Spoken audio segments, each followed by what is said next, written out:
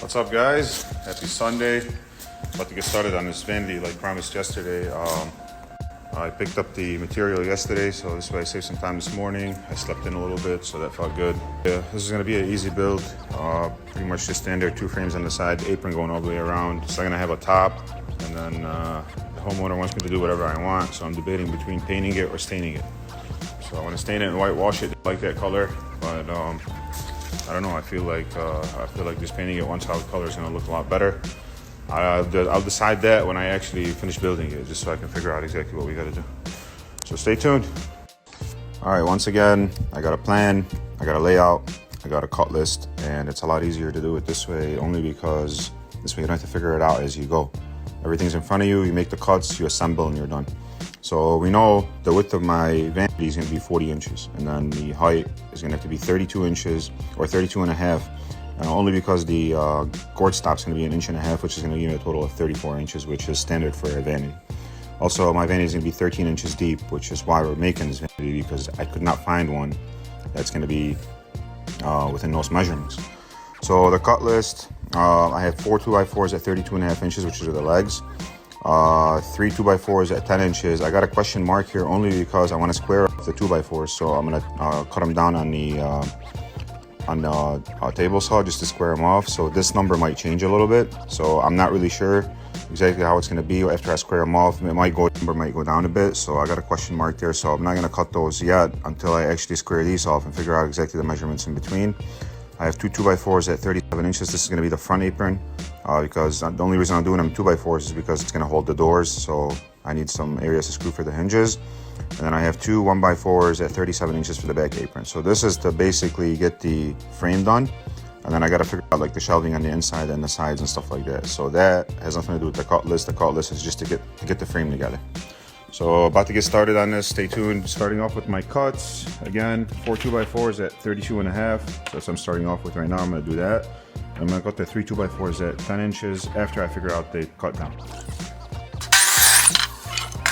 Let me explain exactly what I meant by squaring these off. So 2x4s, they come from the factory rounded. So they come from the mill yard or from the lumber yard. They come rounded on the edges. So what I'm gonna do is I'm gonna cut them on the table saw to make this straight. So this way you won't see those round edges on the edges, and it gives it more, I guess, of a better look. We got a perfect square now on all legs. So the second one, the bottom 2 are the same way.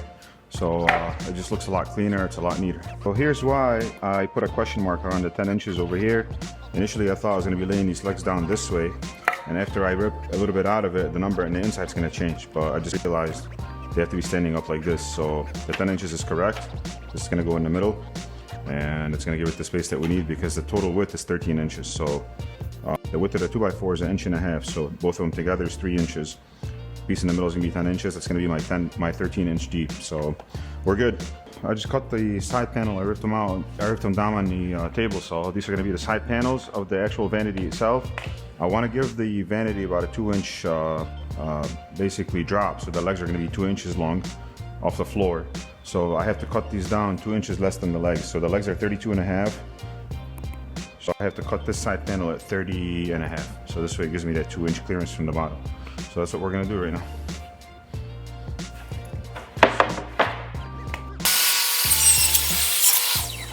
So next thing to do is put some pocket holes in these, connect them to the legs on both sides, and then connect the legs together with the apron. So let's do that now.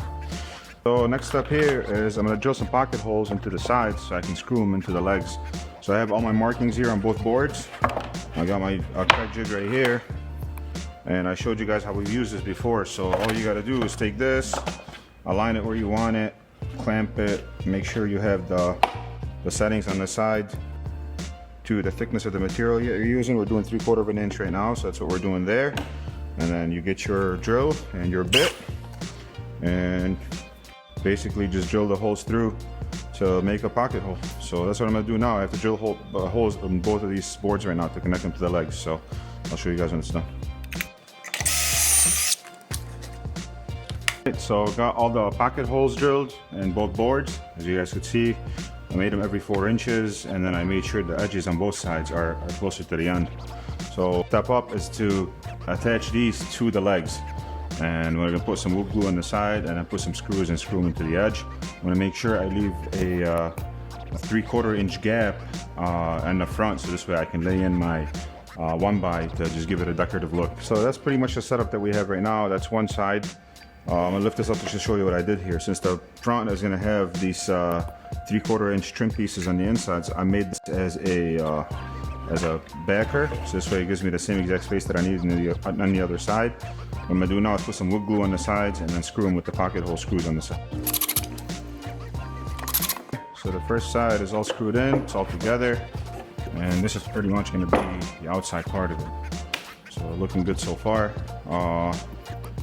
What I gotta do now is clean all this glue up and then connect that to the other legs. It'll be the other side of the vanity. So that's the next step. So just finished the second one. Oh shit, all right. Just finished the second one. And now put these together.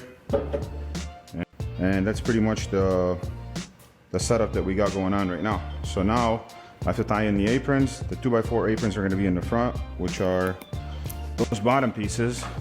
And then these back aprons are gonna be in the back. So the height of the leg, or I'm sorry, the apron has to be the same height over here. So what I'm gonna do is I'm gonna put a mark here with this square, put one over here. And now I know that this is going to be the bottom of the apron on the other side. So this way everything matches. I'll do the same thing on this side and the same thing with the other one. And then I'll connect the aprons. Connect the apron. We're gonna have the same setup as the other one. Crack jig, got it set up to 1.5 inches. Same thing with the bit. I'm gonna drill 2 holes and then flip it over and drill 2 holes on the same side that I drilled the first 2 holes on. And that's gonna be the inside of the apron, so they can get screwed into the frame that we just did over there. So same setup, same thing. The pocket holes drilled in both sides of the apron. This is the front side. So I'm gonna connect it to one side, then connect it to the other side, then we'll do the back apron. So same thing. Just finished putting on the front apron. It's joined together. You guys kind of see exactly what's happening here. So it's coming together as a vanity. I'm gonna put the back apron on. I'm gonna put some supports in the middle on both sides. And then that's pretty much it. Put a shelf in the bottom and we're good to go. So the back apron in, I had an extra piece of 2x4, so I just decided to make the back apron out of 2x4s as well. It's just gonna be sturdier, a lot better, why not? The next step up is to put the support on the bottom, lay the shelf in, and then put a piece of support in the back and one in the front, and then build the doors.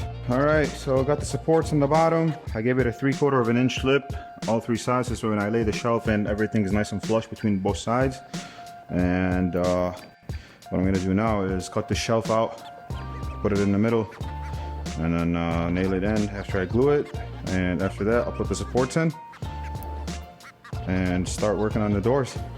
Excited for the doors. I don't know what I'm gonna do with them yet. I gotta give them some design. I can't just keep them plain, so we'll see how that goes. Just finished cutting the shelf. I dropped it in here. Fits beautifully. Everything is nice and flush. All I'm gonna do now is pull it out, glue it, and I'm gonna brad nail it to the actual supports.